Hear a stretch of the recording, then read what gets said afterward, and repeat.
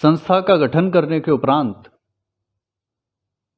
सभी को वेद के ज्ञान से सुगंधित शुद्ध ज्ञान से युक्त महायोगी अदिति का पुत्र आदित्य बनाने की प्रतिज्ञा जब हमने की तो सबसे पहला जो हमने निर्णय लिया वह था नारी शक्ति वृंद का गठन।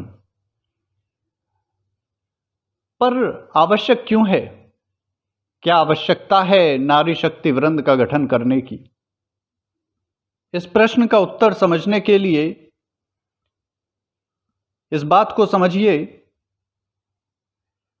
महाभारत में महर्षि वेदव्यास लिखते हैं, अर्धम भार्या मनुष्यस्य भार्या श्रेष्ठतम सखा, अर्थात मनुष्य की जो सबसे अच्छी सखा है, विवाह में सप्तपदी में अंतिम पद के साथ वचन लेते हैं ना, सखे सप्तपदे भव, तो वही जो सखा कहा वह नारी को कहा। और कहा भी है कि जो जाया है, जो जननी है, वही इस विश्व को संभालने वाली है, इस विश्व का आधार है। दूसरे शब्दों में कहें तो ये जो समाज है, समाज को 4 भागों में बांटा गया, या कहा जाए हमारे जीवन को 4 भागों में बांटा गया। ब्रह्मचर्य, गृहस्थ, वानप्रस्थ और सन्यास, ये चारों आश्रम हैं जो इस समाज को साधे हुए हैं।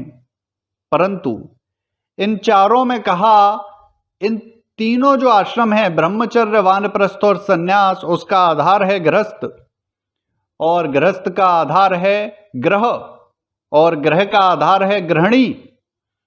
तो जो नारी है, जो माता है, जो बहन है, जो पुत्री है, वह कौन है? वह आधार है समाज का। पुरातन काल में जहां नारी वेद को पढ़ती थी, जहां नारी तेजस्विनी होती थी, जहां नारी प्रकांड पंडिता होती थी, एक वीरांगना होती थी। राम से जब रावण ने पूछा कि तेरे युद्ध कौशल और रणनीति का स्रोत क्या है, कौन है तेरा गुरु जिससे तूने ऐसी युद्ध नीति सीखी है, तो राम ने गर्व से कहा, राम और लक्ष्मण की गुरु जिन्होंने हमें वीर योद्धा बनाया है, वे इस काल की, इस समय की श्रेष्ठतम वीरांगना महारानी कैकेयी हैं।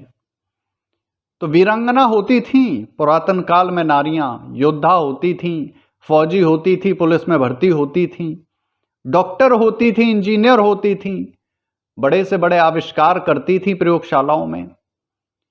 पुरातन काल में महिलाएं जहां बिजनेस एम्पायर खड़े कर देती थी। मंथरा कौन थी? मंथरा को महारानी कैकेयी और कौशल्या और गुरु वशिष्ठ ने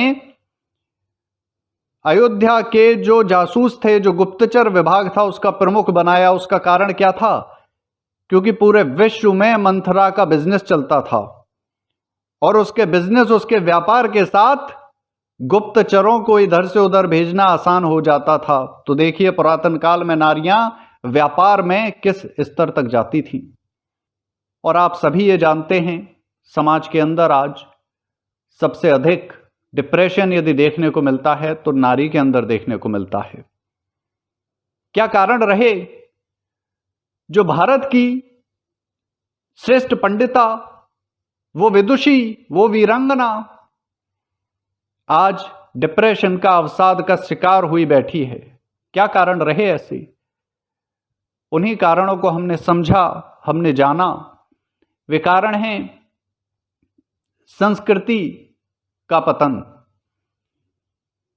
वैदिक सनातन धर्म में सिखाया गया कि नारी समाज का आधार है, वहीं बाइबल कहती है कि नारी में आत्मा नहीं होती। हंसी आती है सुनकर। बाइबल ऐसा कहती है कि नारी में आत्मा नहीं होती। पशु और नारियों में आत्मा होती ही नहीं, ये तो केवल पुरुष के भोग के लिए हैं। और कुरान तो खुलेआम कहता है कि नारी केवल भोग के लिए है। हमारी समस्या ये रही कि हम कॉन्वेंट में पढ़ने लगे, गुरुकुल नष्ट हो गए, महिलाओं को वेद पढ़ाना बंद हो गया। पहले जहां महायोगिनी हुआ करती थीं, पहले जहां आयुर्वेदाचार्य हुआ करती थीं, पहले जहां शिक्षिका, योद्धा, इंजीनियर, वैज्ञानिक हुआ करती थीं, आज हमने उन्हें केवल इतना बता दिया कि तुम किसी योग्य नहीं हो, रोटी बनाओ, बात खत्म करो। जबकि वेद क्या कहता है? वेद कहता है कि अरे यदि तुम पढ़ी लिखी हो, यदि तुम विदुषी हो, यदि तुम ज्ञानवती हो, यदि तुम्हारा चरित्र तेजोमय है, तो हे माता, ये रोटी बनाना, झाड़ू पोछा, ये तो किसी सेविका से भी करा सकते हो। जो अनपढ़ है वो ये कार्य कर सकता है तुम्हारे लिए, उसको थोड़ा धन दे दो, उसका भी परिवार अच्छा चलेगा और आपका कार्य हो जाएगा। परंतु हे माता, तू अपनी इस बुद्धि को, अपने ज्ञान को, अपने जीवन को इस ग्रह कार्य में क्यों बर्बाद कर रही है, नष्ट कर रही है? ये वेद कहता है। वेद के मंत्र पढ़िए तो सही, आपको पता चलेगा वेद के क्या उत्तम विचार हैं नारी के लिए। वेद तो कहता है कि गृह कार्य सेवकों से कराओ, उनको धन दो, ताकि उनका परिवार भी चले, उनकी आजीविका चले, और तुम अपने ज्ञान का प्रयोग करके समाज का उत्थान करो, वीरांगना बनो। ऐसी ही नारी को, जो आपके अंदर कहीं छिपी हुई है, कहीं दबी हुई है, उसे प्रोत्साहित कर, उसे वेद के ज्ञान से वो तेज, वो अग्नि उसके अंदर उत्पन्न कर, उसे पुनः खड़ा करने के लिए, उसे सबल बनाने के लिए हमने नारी शक्ति वृंद का गठन किया है।